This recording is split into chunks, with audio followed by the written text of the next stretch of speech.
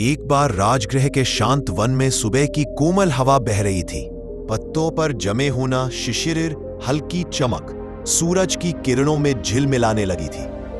बुद्ध अपने भिक्षुओं के साथ ध्यान से उठकर धीरे धीरे विहार की ओर लौट रहे थे। तभी एक युवक हाफता कांपता उनके पास पहुंचा। उसके चेहरे पर चिंता, भय और असहायता साफ दिखाई दे रही थी। उसकी आंखों के नीचे काले घेरे थे, जैसे वह कई रातों से ठीक से सो नहीं पाया हो। युवक ने बुद्ध के चरणों में झुकते हुए कहा, भगवान, मेरी जिंदगी पूरी तरह उलझ गई है। मन इतना भारी रहता है कि सांस लेना भी मुश्किल हो जाता है। हर समय भविष्य की चिंता, रिश्तों की चिंता, पैसों की चिंता, लोगों के व्यवहार की चिंता। मैं सोचते सोचते थक चुका हूं। कृपा करके मुझे चिंता से मुक्ति का मार्ग बताइए। बुद्ध ने उसे ध्यान से देखा। वे मुस्कुराए, मानो उन्हें युवक की पीड़ा समझ में आ गई हो। उन्होंने पास रखे एक छोटे पत्थर की ओर इशारा किया और पूछा, यह पत्थर उठाओ। युवक ने पत्थर को उठाया। बुद्ध बोले, इसे अपने हाथ में पकड़े रहो। युवक ने कुछ क्षणों तक पत्थर पकड़े रखा।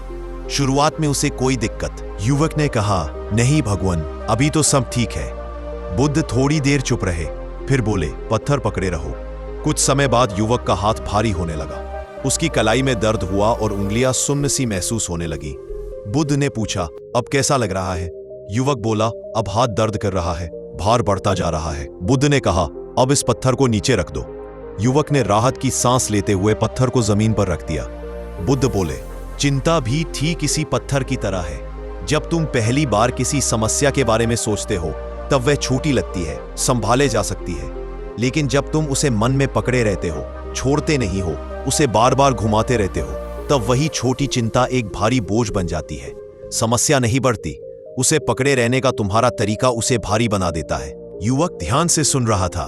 बुद्ध आए बोले, मन की हर चिंता एक कल्पित भविष्य से जुड़ी होती है, जो अभी हुआ ही नहीं, जो वास्तविक भी नहीं। मन उसी के बारे में कहानियां बनाता रहता है।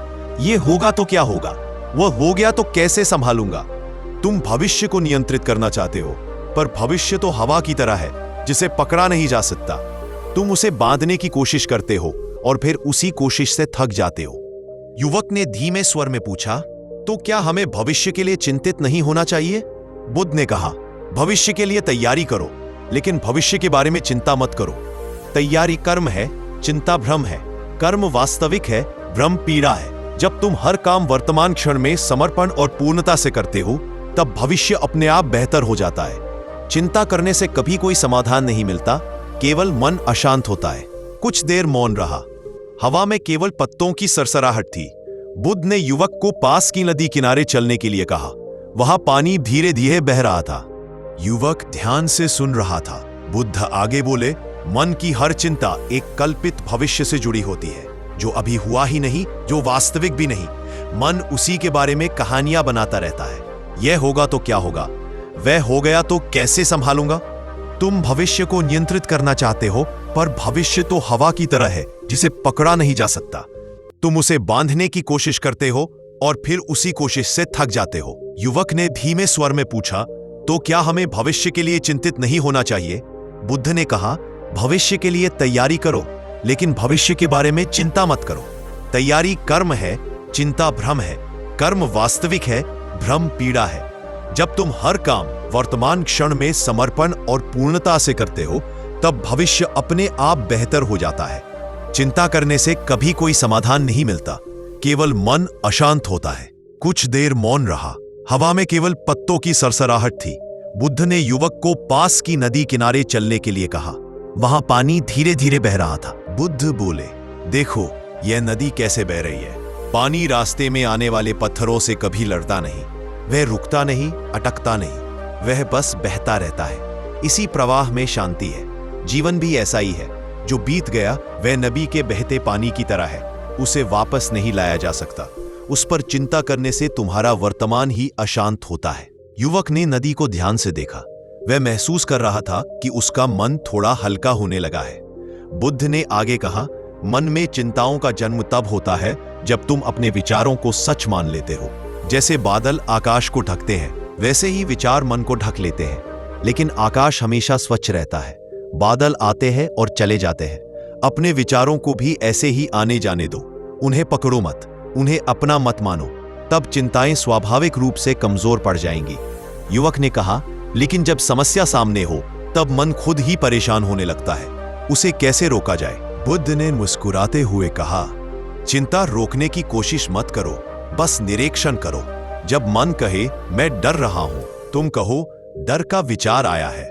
जब मन कहे मैं असफल हो जाऊंगा, तुम कहो असफलता का एक विचार मन में आया है। इस तरह तुम अपने विचारों से अलग हो जाओगे, फिर वे तुम्हें नियंत्रित नहीं कर पाएंगे। जो तुम नहीं हो उसे तुम चाहो तो छोड़ सकते हो। चिंता तुम नहीं हो, चिंता सिर्फ एक विचार है। उस क्षण युवक के चेहरे पर हल्की मुस्कान आई। बुद्ध ने फिर कहा, शांति पाने के 3 सरल उपाय हैं। पहला, जो तुम्हारे बस में है वही करो, जो बस में नहीं है उसे लेकर मन को मत जलाओ। दूसरा, हर दिन थोड़ा समय चुप बैठकर अपने मन को देखने में बिताओ। जैसे धूल बैठ जाती है वैसे ही विचार भी शांत होने लगते हैं। तीसरा, कृतज्ञता का अभ्यास करो।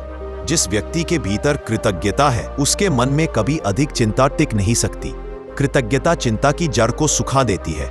युवक ने विनम्रता से पूछा, भगवान, क्या चिंता करना मनुष्य के स्वभाव का हिस्सा नहीं है? बुद्ध ने कहा, हाँ, मनुष्य स्वभाव से सोचता है और सोचने से चिंता जन्म लेती है।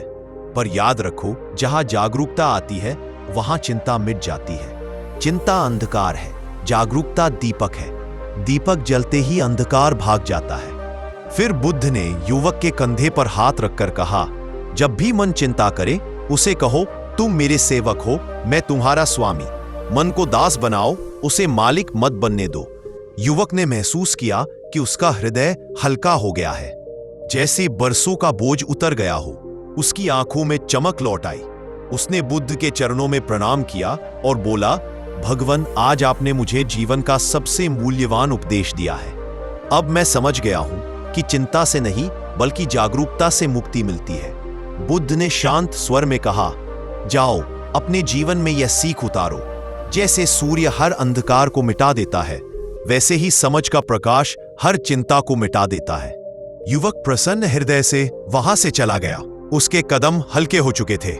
अब उसे मालूम था कि चिंता से मुक्ति बाहर नहीं, स्वयं उसके भीतर है। उसके विचारों को समझने में, उन्हें पकड़ने की बजाय उन्हें बहने देने में और वर्तमान क्षण में जीने में। इस तरह बुद्ध के वचनों ने उसे नया जीवन दिया, एक ऐसा जीवन जहां मन का भार हल्का था और हर सांस एक नई शांति लेकर आती थी।